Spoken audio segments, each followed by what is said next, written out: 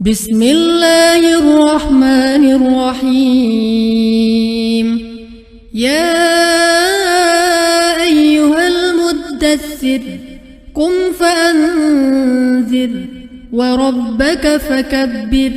وثيابك فطهر والرجز فاهجر ولا تمنن تستكثر ولربك فاصبر. فإذا نقر في الناقور فذلك يومئذ يوم عسير على الكافرين غير يسير. ذرني ومن خلقت وحيدا وجعلت له مالا ممدودا وبنين شهودا ومهدت له تمهيدا ثم يطمع أن أزيد كلا إنه كان لآياتنا عنيدا. سأرهقه صعودا إنه فكر وقدر فقتل كيف قدر ثم قتل كيف قدر ثم نظر ثم عبس وبسر ثم أدبر واستكبر فقال إن هذا إلا سحر يؤثر إن هذا إلا قول البشر. سأصليه سقر وما أدراك ما سقر لا تبقي ولا تذر لواحة للبشر عليها 19. وما جعلنا أصحاب النار إلا ملائكة وما جعلنا عدتهم إلا فتنة للذين كفروا ليستيقن الذين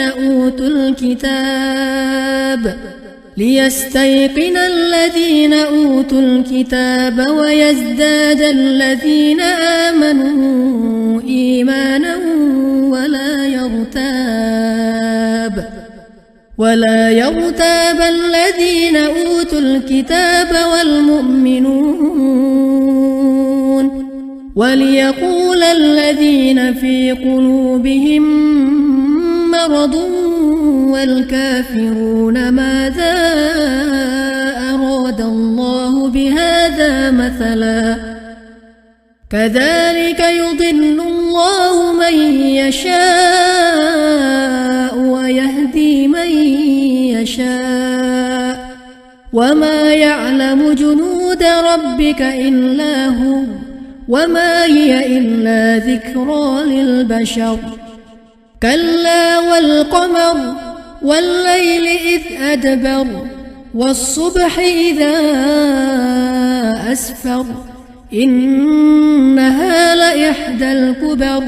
نذيرا للبشر لمن شاء منكم أن يتقدم أو يتأخر كل نفس بما كسبت رهينة إلا أصحاب اليمين في جنات يتساءلون عن المجرمين ما سلككم في سقر قالوا لم نك من المصلين ولم نك نطعم المسكين وكنا نخوض مع الخائضين وكنا نكذب بيوم الدين حتى أتانا اليقين فما تنفعهم شفاعة الشافعين فما لهم عن التذكرة معرضين كأنهم حمر مستنفرة فرت من قسورة بل يريد كل امرئ منهم أن يؤتى صحفا منشرة كلا بل لا يخافون الآخرة كلا إنه تذكرة فمن شاء ذكره وما يذكرون إلا أن يشاء الله هو أهل التقوى وأهل المغفرة